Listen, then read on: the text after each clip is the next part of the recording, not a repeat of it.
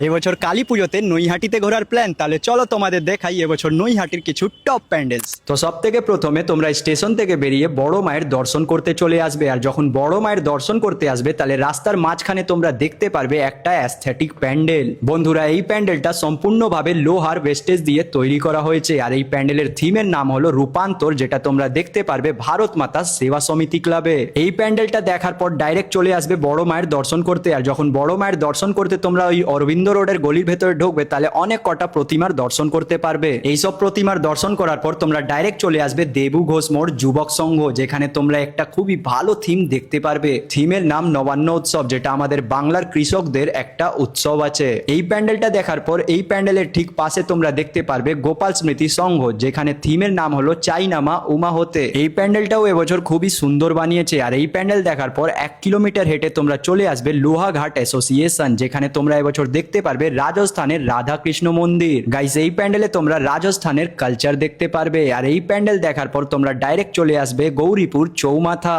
যেখানে তোমরা এবছর দেখতে পারবে ময়ূর মহল। আর এই প্যান্ডেলটা যদি দেখতে আসো তাহলে সন্ধ্যাবেলা আসবে, কারণ এইখানে লাইটিংটা খুবই ভালো আছে। আর এই প্যান্ডেলটা দেখার পর তোমরা রামকৃষ্ণ বর্দা ব্রিজ ক্রস করে চলে আসবে কাঠগোলা মোড়, যেখানে তোমরা এবছর দেখতে পারবে একটা ড্রাগন থিমওয়ালা প্যান্ডেল। থিমের নাম দেওয়া হয়েছে যক্ষ রাজার প্রহরী। আর এই প্যান্ডেলটা এবছর নৈহাটির সব থেকে aesthetic pandal, so don't miss this pandal. Guys, এই প্যান্ডেলটা দেখার পর তোমরা ডাইরেক্ট চলে আসবে নিউ স্টার ক্লাব, যেখানে তোমরা এবছর দেখতে পারবে এক টুকরো থাইল্যান্ড। এই প্যান্ডেলে টোটাল 60 কেজি সোনা দিয়ে মায়ের প্রতিমাকে সাজানো হয়েছে।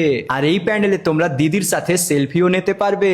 গাইস, এই প্যান্ডেলে যাওয়ার সময় তোমাদের চোখে পড়বে নৈহাটি শহরের সব থেকে বড় মা কালীর প্রতিমা, যেটা বিখ্যাত আছে দেওলপাড়া 29 হাত কালীর নামে। হ্যাঁ বন্ধুরা, এই প্রতিমাটা নৈহাটি শহরের সব থেকে বড় মা কালীর প্রতিমা, যেটা 29 হাতের। এরপরে তোমরা চলে আসবে অভিযাত্রী ক্লাব, যেখানে তোমরা এবছর দেখতে পারবে রাজস্থানের হাওয়া মহল। গাইস, এই প্যান্ডেলটাও যদি দেখতে যাচ্ছ তাহলে সন্ধ্যাবেলা যাবে, কারণ এই প্যান্ডেল লাইটিংটা খুবই অ্যাট্রাকটিভ। আর এই প্যান্ডেলটা দেখে তোমরা চলে আসবে নৈহাটি রেল মাঠ, যেখানে তোমরা এবছর একটা বিশাল বড় প্যান্ডেল দেখতে পারবে। আর এই রেল মাঠের প্যান্ডেলে তোমরা একটা বিশাল বড় মেলাও দেখতে পারবে।